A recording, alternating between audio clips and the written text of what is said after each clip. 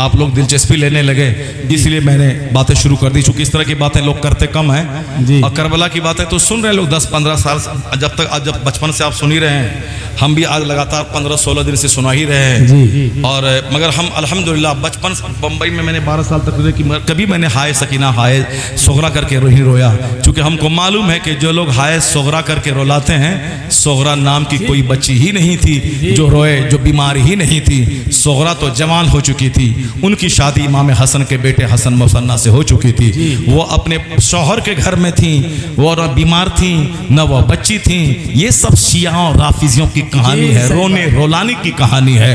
वो सोगरा है ही नहीं तारीख में जिस सोगरा का नाम लिया जाता है, जिसकी चिट्ठी की बातें की जाती हैं, हाय बाबा की बातें, मरसिया की बातें की जाती है, वह सिरे से गलत है। उसका इस्लामी तारीख से कोई रिश्ता नाता नहीं है। इस तरह बेशुमार वाक़यात हैं जिसको लोगों ने अपने मन से गढ़ के बयान किया है। जैसे फिल्म लिखने वाला अपने मन से गढ़ के लिखता है, वो दर्दनाक स्टोरी लिखता है। फिल्म देखने वाले सारे लोग सुन के रोने लगते हैं और उस स्टोरी को पढ़ के रिवाइज करके एक्टर उस पर एक्टिंग करता है, तो लोग देख देख करके रोने लगता है, गाना सुन करके रोने लगता है। एक गाना है वो शादी ब्याह के मौके पर जो लोग कैसेट बजाते हैं, उसको सुनने के बाद जिसका दिल थोड़ा सा कमजोर है, वो गाना को सुना, वो उस सुनने के बाद वह रोने लगता है। कोई लतीफ़ा सुना, लोग हंसने लगते हैं। तो लोगों का मजाज है कॉमेडी सुनना, हंसने लगना, या कोई ट्रेजेडी की बातें सुनना, अलमिया सुनना और रोने लगना। ये तो बंदों का नेचर है। उसी नेचर का फायदा उठाते हुए राफिजियों ने, शियाओं ने गढ़ गढ़ के बातें निकाल दी और उन बातों का करबला से कोई ताल्लुक नहीं है। ताल्लुक क्या है? वही जो बातें मैं कहने जा रहा हूं, वही है करबला का पैगाम, वही है करबला का मैसेज। मैं तो अदना सा मौलवी हूँ। एक बहुत बड़े मुहद्दिस आजम पाकिस्तान का नाम सुना होगा, मुहद्दिस सरदार अहमद खां रहमतुल्लाह अलैह का। वो बरेली शरीफ में पढ़े थे, मुफ्ती आजम हिंद के ज़माने में वहाँ यहाँ थे। पाकिस्तान का बंटवारा हुआ, वह हिंदुस्तान से पाकिस्तान चले गए। पाकिस्तान के सबसे बड़े मुहद्दिस, इतने बड़े वली थे कि एक पाकिस्तानी मुझको खाने काबा के पास बताया। नाम सुने हैं मोदी साहब पाकिस्तान का? मैंने कहा हाँ नाम सुना हूँ। कहा उनकी एक करामत बताऊँ? कहा मैंने बताओ। सामने खाने काबा है जहाँ सैयदा उम्मे हानी का घर था, जो अभी मताफ को तौसी किया है तो वो उसी तौसी में आ गया, वरना पहले वो तौसी में नहीं था। वहीं उसी जगह बैठते थे, सारे सुन्नी उलमा आते थे, बैठते थे, हम भी वहीं जाके बैठते थे। अब वहाँ वो बोला पाकिस्तानी मुहद्दिस आजम पाकिस्तान जिस मस्जिद में नमाज पढ़ाते थे, वो मकतब में बच्चों को पढ़ाते थे, मस्जिद ही में। बच्चा तो बच्चा होता है, खेलता कूदता था। मुतवल्ली आके बोला, ए मौलाना साहब, इमाम साहब, ये बच्चा दौड़ता है, अब इसको रोकिए। क्यों नहीं रोकते हैं? क्योंकि मुसलमानों का दिमाग में ही है कि मौलाना जो मदरसे में पढ़ाता है वह बिल्कुल ऐसा शरीफ बन के रहे बचपन से ही, ना लड़ाई करे, ना झगड़ा करे, ना घूमे, ना फिरे। स्कूल का बच्चा बस का शीशा तोड़े, वह दरख्त उखाड़ दे, दूसरों का घर तोड़ दे, सब चलेगा। मदरसे का बच्चा बेचारा देहात से चल के शहर में आता है पढ़ने के लिए, वो कहीं होटल देख रहा है, कहीं सड़क देख रहा है, कहीं मकान देख रहा है। लोग कहते अरे मौलाना साहब, बच्चा आपका सड़क पे घूम रहा है, वहाँ देख रहा है। यानी मौलाना साहब भी बाहर कहीं न जाए और मदरसे में पढ़ने वाला भी चुपचाप बिल्कुल शरीफ बन कर रहे, जैसे कि अभी ये आसमान से जमीन पे उतरा है। ये टेंडेंसी है, बच्चा होता है। मैं कहता हूँ इमाम शाफी 9 साल की उम्र में आलिम बन गए थे, और जब बच्चों को दर्स दे रहे थे, एक चिड़िया आई खेलने लगी। इमाम शाफी ने पगड़ी खोला और चिड़िया पे फेंक दिया, दोनों चिड़िया पगड़ी में फंस गई। अब शागिर्द आपके पढ़ रहे थे, कहने लगे हुजूर ये क्या है? माजा ये क्या है? कहा अस्सबीयु फस्सबी वलो कान इब्नु नबी।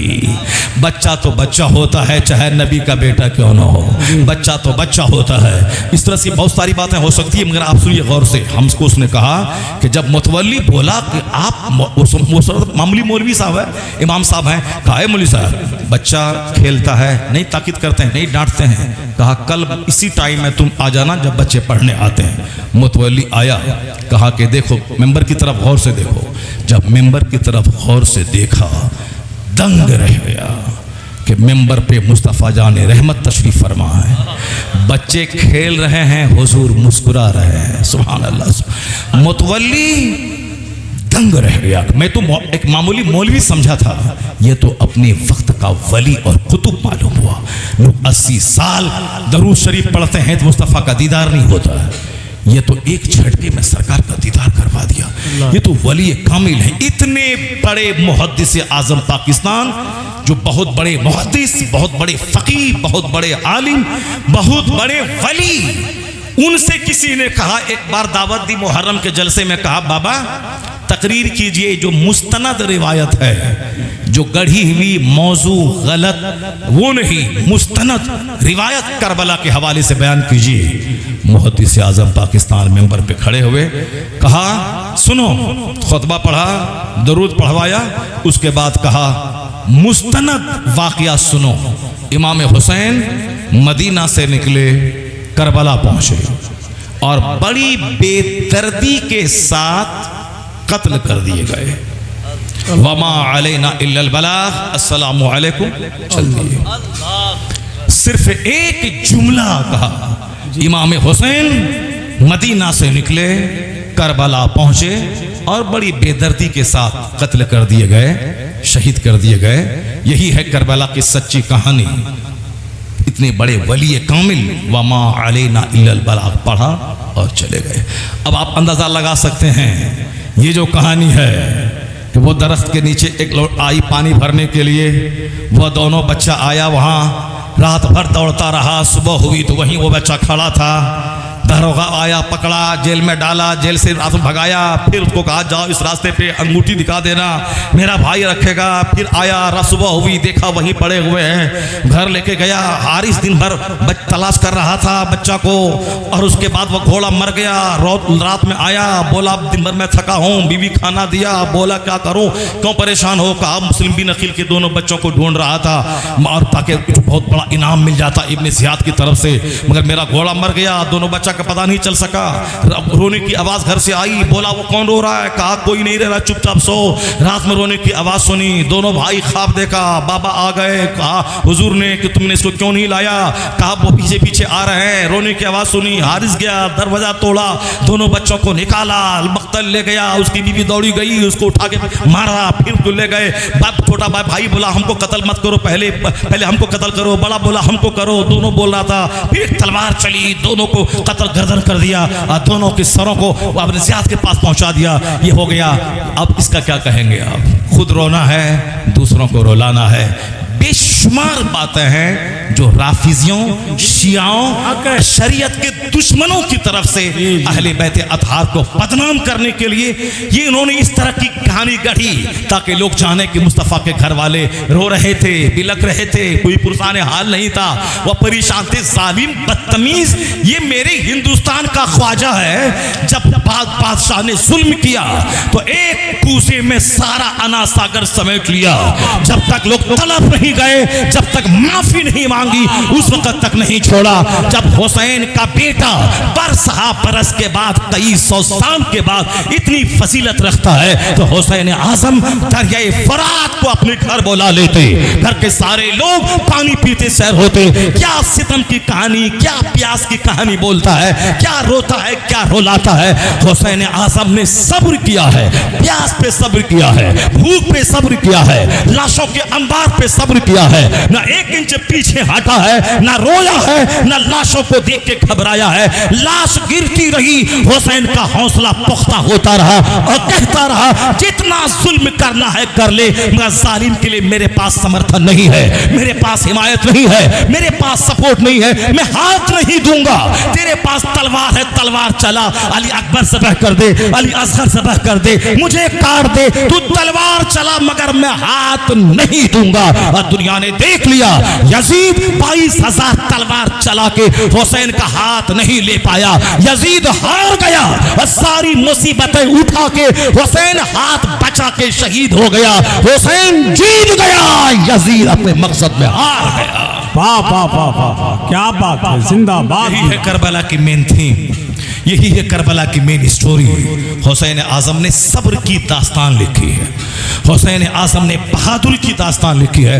मैं बताऊंगा कि हुसैन की कब्र से आज क्या आवाज़ आ रही है, वो मैं बताऊंगा, मगर पहले मैं उस तमहीद को मुकम्मल कर दूं जो मैंने 2 आयत पढ़ी थी, वो दोनों आयत को मैं मुकम्मल कर दूं। उसके बाद फिर मैं हुसैन आजम की कब्र से आज आवाज़ क्या आती है उसको मैं बताता हूँ।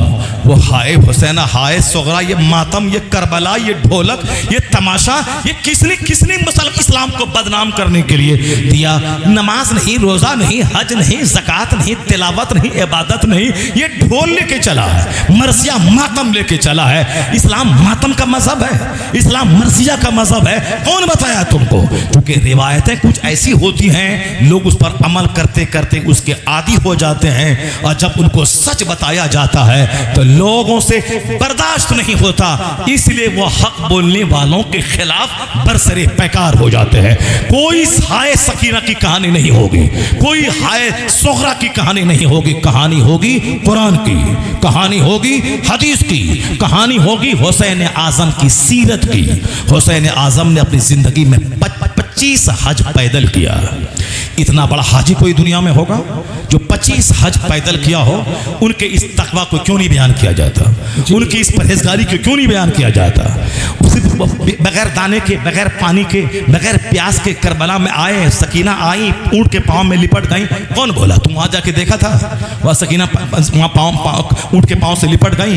ये राफिजी, ये शिया, इन हुसैन आजम को कत्ल करने वाला आज अपने जुर्म पे पर्दा डालने के लिए सीना को भी मातम करने वाला असल जिम्मेदार यही है, जिसने इमाम हुसैन का साथ नहीं दिया, जिसने 150 से ज्यादा खुतूत लिख के बुलाया और तलवार को देख के डर गया। ये डरपोक कल भी डरपोक था जो हुसैन की मदद के लिए नहीं आया, और आज भी ये डरपोक है जो सीना तोड़ता है और चेहरा मारता है। बुखारी की हदीस में आया है, मन ज़रबल हुदूद व शक्कल जुयूब व दाबल जाहिलिया लैसा मिन्ना, ही इज नॉट अमंग अस। वो हमारे दरमियान का नहीं है, वो मेरे घरों का नहीं है। कौन? जो अपना चेहरे पे मारे, जो अपना कपड़ा फाड़े, जो जाहिलियत के दौर की तरह नौहा और मातम करे। हुजूर ने फरमाया वो हमारे घरों में से नहीं है। कोई बता दे कि ज़ैनब ने मातम किया हो, कोई बता दे कि शहर बानो ने अपने सर से दुपट्टा नीचे उतरने दिया हो, कोई बता दे कि इमाम हुसैन की बेटी सकीना वो अपने सर से दुपट्टा नीचे होने दिया हो। जो भी रिवायत है दुपट्टा खींचा, सब झूठ है, सब गलत है। इन खातून ने दुनिया में मिसाल कायम कर दी। जिस तरह हुसैन लाशों के अंबार पे 1 इंच न हटे, उसी तरह के खानदान की औरतें भी लाशों के अंबार पे न सर के बाल नोची, न दुपट्टा नीचे गिरने दिया, न अपने आप को बेपर्दा किया, न नौहा किया, न मातम किया। सब्र की तस्वीर बने रहे। मर्दों ने भी सब्र किया, औरतों ने भी सब्र किया। इन्नल्लाह मअस साबिरीन, इन सब्र करने वालों के साथ अल्लाह है, रसूलुल्लाह है। नारे तकबीर।